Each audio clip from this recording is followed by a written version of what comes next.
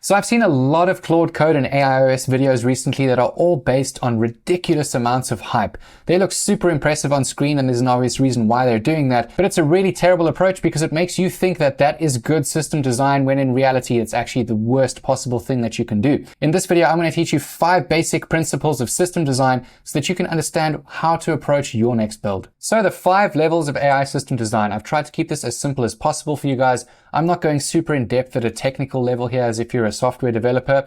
This is just something for you because most of you are non-technical people trying to solve your own problems with AI, or perhaps building something for other non-technical people out there just so that they can get their workflows automated or even get an AI operating system. Unlike those ridiculous looking hype builds, we are going to start at a very simple pyramid and we work our way up from level 1. We need to make sure that we have a very solid foundation because that literally builds the entire rest of the system for us. So our first level here, or the foundation, is keep it simple, or KISS if you want to just use an acronym for it. The reason why we follow this principle is because of 3 reasons over here, but realistically there's probably a whole bunch more. The first one being is that the more complex a system is, the more susceptible to vulnerability that it is, whether that's a security exploit or something like a bug. It also means that you're going to have far more things that you need to maintain after the build is done because you have so many different moving parts. All those parts are going to have their own updates, their own leaks, their own bugs, their own security issues. It can be an endless nightmare.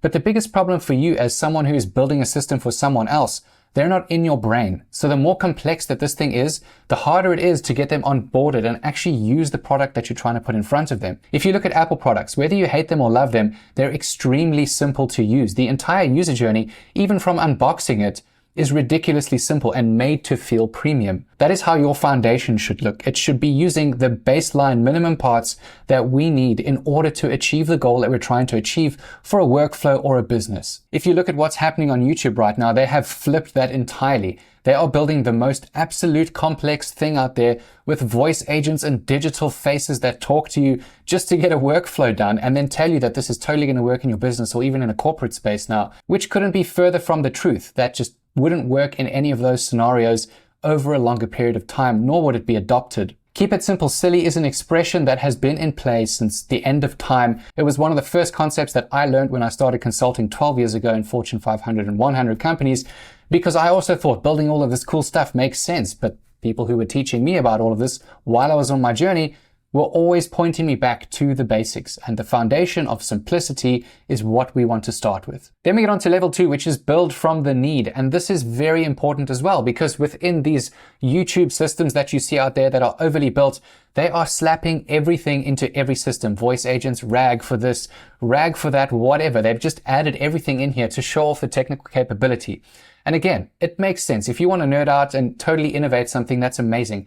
But don't try and push it onto other people as if their business system needs to be using that and you're the expert somehow teaching them that this is the way to do it. It is again here the exact opposite thing. You start with the baseline minimum that your business needs. If you're trying to automate some leads, why the hell do you need RAG and a voice agent and a whole bunch of autonomous things that run in the background just to get a whole bunch of people researched and write a LinkedIn DM or whatever your workflow might be? Keep that to a minimum. Save on costs, save on efficiency, make it as deterministic as possible without 5 or 6 various things that could go wrong along that journey just so that you have them in the system. And again, the reason why we build from the need here is because we don't want that overly complex system. It is too overwhelming for most people and it's a waste of money. The best thing you can do is start with an audit to figure out all the pieces of the puzzle that this business needs to achieve its goals. Once you have the actual data, once you have their workflows mapped out, you can decide with intelligence what needs to happen before you go and build something or implement one of these solutions that you see on the screen now. I can promise you the majority of businesses out there do not need RAG. They do not need what people are calling memory and having these ridiculous systems in Obsidian that they zoom in and out of to have this brain visual. No one needs that. They ideally just want the outcome in their business. If they could open up a device every day and whatever they needed in order to achieve their goal was done for them, that would be the most ideal situation. And people would pay a hell of a lot more money for that than some kind of complex system that they would have to learn up front. Tying into this is the whole memory trap right now. You see so many memory systems out there, people talking about the ultimate memory, this and that. Realistically, it's because they don't understand the concepts of memory. They think memory is one thing. I've put out several videos where I talk about the differences between memory, context, knowledge, and state. So if you haven't seen those, I'll link those down below. But when we're building a system, they are different components. And when you understand those different components, you see this giant memory machine on the left over here that is over-engineered with massively complex pipelines and costs a ton of money is not something that a business needs. What it really needs is just a bunch of markdown files so that their skills actually run properly, have the references that they need in order to achieve their goal. They have a decent database to store the state between the running process. And then maybe if the business is large enough or they have a need for trust and citations and other things, they could start exploring RAG. But all of this would only happen from a business need. We do not build this up front and present it to a business because you're building something that the business might not ever need or even use. Then we get on to level 3, which is fix your data. Data is something I've been doing over the last 12 years, specifically with the products that I've been working in cybersecurity. And I can tell you, everybody, 1, doesn't know anything about their data. 2, they think all data is equally important, and therefore they just need everything inside their systems. And 3, there are actually very few people who actually know what to do with that data, even once you've cleaned it for them. So the idea here, when we're at level 3 and we've built our great foundations, we really need to make sure that we get their data in working order, and we need to help them understand what good looks like, because we can't possibly build a workflow if we don't know what good data looks like. So let's use the same sales example that we've been using. If we're trying to build some kind of lead generation out there, we would need all the data pieces that form a part of that, which would mean we would need to understand as much about the person, their business, their voice, whatever is needed as a part of that workflow before we can actually build a skill that would be intelligent enough to give them what they want. This is why I spoke about doing an audit at the beginning of this video, is because while we're doing that, we uncover these data points. We uncover all of the specifics about what they actually do day to day. Their business processes, you help iron that stuff out along the process, and you get a much better standing point before you build something, because it doesn't matter how expensive of a model you're using to build something. If it's built on trash, you're only going to get the same garbage out when you get to the end of the workflow. There's a very important point that gets added to this though, because even though we built our system once, of course, this thing is going to evolve over time. Models will change, systems will change, the data will change naturally as the business moves along. So we need to be able to cater for that. You're not just going to do this thing once and then cool, the system lasts forever. We need to make sure that our data constantly gets refined, but then also reviewed by some form of human. Which brings us into level 4 over here, and that is the human gate. One of my favorite things is when people say that they're using #carpathy and that their Obsidian system totally auto-refines all of their skills while they sleep, #autodream. The problem with that though is that they're probably trying to tell you that they're about to have massive compliance risks and be slapped with a massive audit or liability problem, because realistically, if you're dealing with systems that contain important data, which generally most business systems do, if you are having an AI automatically refine all of this with absolutely no one reviewing it, you're going to end up in a very bad place, because these systems take care of people's money. One system change to an ICP can nuke an entire business if it's viewed incorrectly. For instance, say you have several systems that rely on you reaching out to the right people and giving them the correct information about what you offer and things like that. But somewhere off of your call, you had an automatic skill refinement that changed your offer for you for the better. Unfortunately for you, it wasn't actually for the better, and it changed your offer entirely, but no one reviewed it. So then you sent these DMs out to tons of people on the internet for something that was completely false. So you have a double-sided problem when that happens, because on the one side, they could be interested in that offer, but you can't actually give it to them because it's not what you sell. But on the other side, you could have the exact opposite problem when nobody gets back to you because the offer was so terrible, potentially even offensive, because nobody knows what the system does at this point. You get what I'm trying to say here. At any point where an AI is touching something that can cost you money or needs some form of approval by a governing body or some kind of compliance regulation that you need to adhere to, you absolutely shouldn't be YOLOing your way through that design.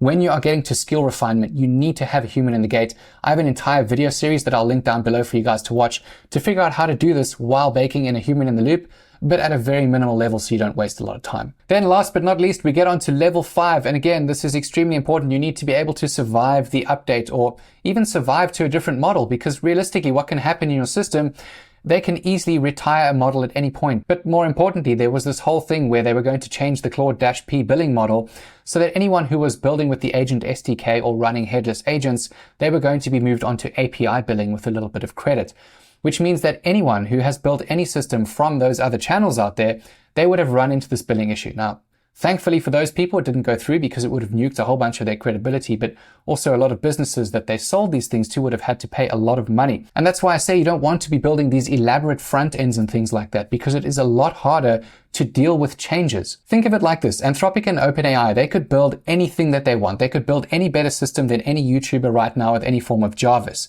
but they don't do that. And the easy answer as to why they don't do that is because they understand the concept of keep it simple, silly. The easier the system is for everyone to use, the easier it is to maintain over time. So everybody can learn from that in the sense that if you want your system to survive something, make sure it is easily changeable.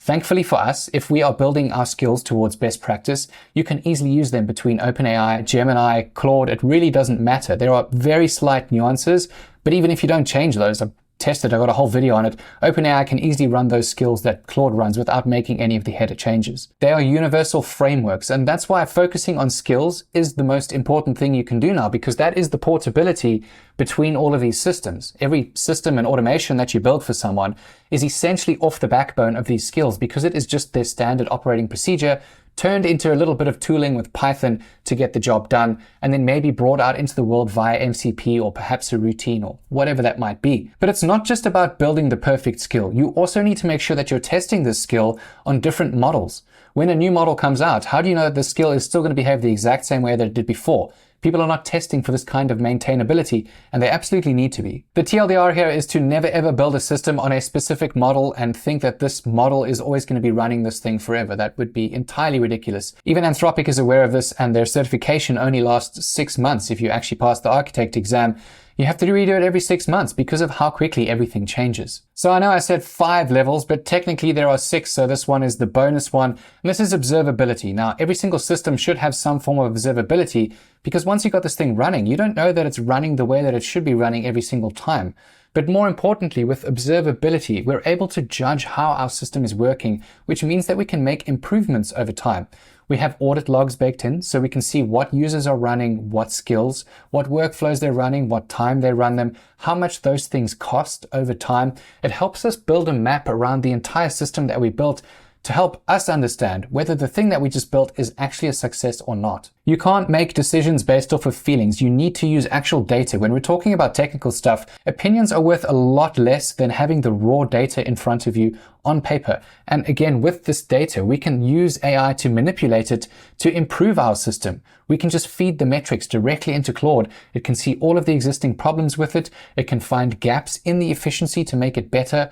Perhaps how we can switch models between something that you thought needed Sonnet but actually just needs Haiku to save money over time. So many important things come from us just having a little bit of logging and maybe a dashboard that the users or whoever is maintaining the system can have access to see this information in real time. I have a link down below that will show you exactly how to build the perfect dashboard for Claude. And as we get to the end of this video, I want to leave you with something very simple. The next time you're watching a video on YouTube, if it is so engrossing and it lures you in so much because of pretty lights, think about that for a second. Am I actually just being entertained by this thing? Or are we actually solving a problem in the most efficient way over here? If someone's trying to push something onto you to say that you absolutely need to use this bruh because hashtag solves all your problems, pause. Because the most likely scenario is that this person is just trying to pull you into their marketing loop. And unless they're giving you the substance as to why this thing is better than just using Claude Cowork with very, very well-written skills connected to a few MCPs, they're probably just full of shit. The thing that I really want you to focus on is the boring stuff, because I promise you, no matter how many layers of beauty that you get past, the substance, the stuff that actually matters to a business, is incredibly boring. It's the same deterministic stuff. Most businesses have the same problem. And for a lot of you guys trying to sell AI or trying to sell outcomes to another business, you're still going to have to speak to people. You're going to have to do the lead gen and all the boring stuff. There's no magical solution. But that is the opportunity for you, because no one else wants to do that stuff either. And that is the stuff that you need to be focusing on for them, if that's what you're good at. Just remember, keep it simple, silly, and that the boring stuff sells. That's what you need to be focusing on moving forward. I hope this video was helpful. If you have any questions, leave them down below and I'll get back to you as soon as possible. Otherwise, check out the videos on the screen now. They'll definitely help you in your journey. Or you can check out my community where I'm helping AI builders every single day. I'll see you guys later. Thanks for watching.